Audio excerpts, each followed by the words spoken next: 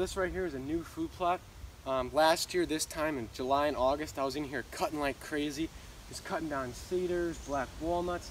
If you look behind me, like, all that thick brush back there of cedars and black walnuts, that's what this whole area looked like. And I'll just give you a quick look at the plot here. You can see it, that's the biggest area right there, and I got a little bit over there in the shade.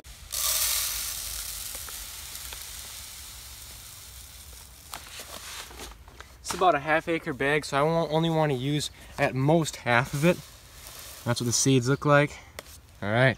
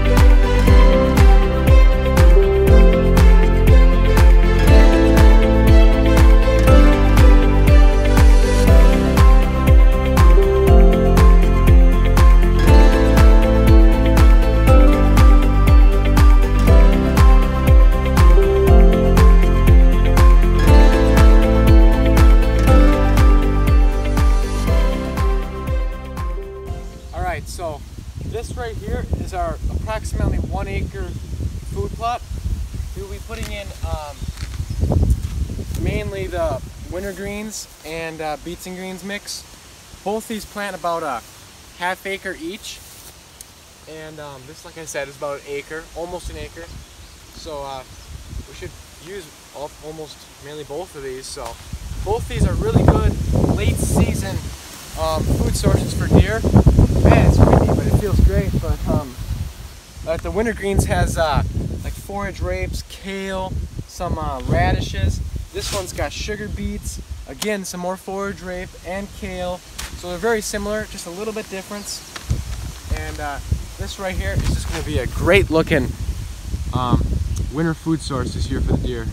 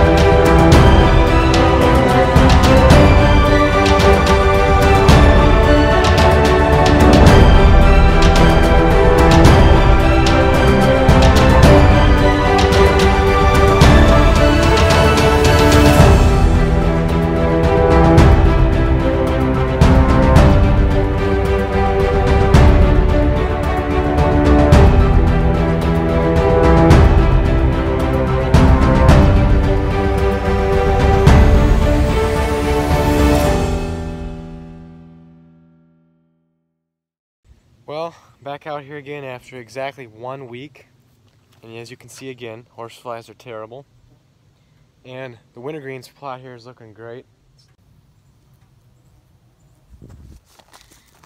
You can see it all coming up, looking great. This wintergreens had, like I said, a lot of kale, a lot of forage, rape, and a few turnips in there. See how tall that one is already? But yeah, really looking good. I'll show you another update probably another week from now, whenever I get out here. And this right here, this big 1 acre field was wintergreens, beets and greens, with the sugar beets as well. This is our biggest food plot, and this one we planted, like I said, about a few days after the one up there, just on the hill up there. But so that's why these ones are definitely smaller, a little bit behind. But in a week or so, or 2 weeks, they'll catch right up. They're just starting to come up out of the ground. They too are looking great. So I'll do an update on both these plots in a week from now. Well, you guys, this is after 3 weeks and 1 day, so 22 days. You guys might be wondering why I'm moving around so much, but look at this. Finally found a decent method to catch deer flies. We're just using the sticky mouse traps that are meant for mice. You can see right now we probably got like 100 of them on there or so, but our wintergreens food plot here is coming along great. There it is, 3 weeks. Here's the other side. It rained quite a few days ago and it's still wet, like the soil. But yeah, it's a little thin over there. Maybe they're just small. Let's walk over there actually. But yeah, we got another big food plot I already told you about just down there. That one's coming up all right. Not as good as this one. Didn't come in as thick. Yeah, it's kind of an empty spot right here. I wonder what happened here. Maybe a little runoff. Probably pushed the seeds right down to there. That's my best guess. There's a few plants in here though. But yeah, probably pushed some of them right down to there. You can see it stopped by the stump and it stopped by the stump. Probably from the rain, I don't know. But it's coming up good. It'll be good enough for what we need it for. Well, made it back out here this morning. This is approximately a month and a day. So basically a month of growth on this wintergreens food plot. And man, I can tell you, it's looking pretty nice. But as I said before, there's a few thin spots out there. But it came in better than the other one, the bigger food plot. That one's pretty weedy and it just didn't come in as good as I was hoping. But this one right here is looking pretty good. And I just drove up here and then there was like 2 turkey hens with like, I'd say maybe like 10 babies with them. So that was cool to see. They kind of just ran off down that way, but yeah, it's coming along. Hopefully it can get quite a bit bigger and provide tons of food for the deer out here this winter. And yeah, I'll take you over to the other one in just a little bit here. Obviously right here it's kind of shady, that's why it's a little smaller back there, but can't really deal with that. I think I might just put this into clover in the future because it's just a little too shady to grow something really. But yeah, I'll take you over to the bigger one in just a second here. Well, back at the bigger one now. This isn't quite a month. This is probably right around 20 or 20 something days. I'll have it up on the screen, but planted this one a little bit after the one up on the hill. That's why the wintergreens here is a little bit shorter. And remember, all we did was plow and disc this, so you can definitely see that there's a ton more weeds coming in here. Probably should have sprayed it then plowed, or just sprayed and disced. Would have been a lot less weeds in here. But this is the first year with this food plot. It was just a stagnant hayfield that kind of turned into just, as you can see, like pure grass. So next year we're going to probably plow a little bit closer to the edge on each side. And we're going to put probably mainly corn and soybeans in here.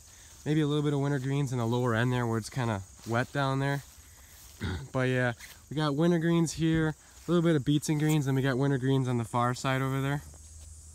But yeah, the beets and greens for some reason just didn't come in as thick. You can see a couple bare spots, or quite a few actually. So this one didn't really perform as good as I was hoping. Just didn't come in that thick like the other one up there. And there's still tons of food out here for them. It might be a good thing that it's not so thick, because then like you can see some plants are going to get more room to grow. It won't be so cluttered. Well, it's going to wrap up this video, guys. I really hope you enjoyed it. And like I said, next year we're going to be planting this into beans and corn, and another one we have into mainly beans and corn. So we're gonna have a lot more beans and corn next year, and this will probably be the only year that this will be an entire wintergreens and beets and greens field here. So I know the beans and corn just provide a ton more food for them, and you can spray them and they won't die, obviously, because they're Roundup ready, but whatever. So you guys, I really hope you enjoyed this one, and please like, comment, or subscribe, and I guess see you next time.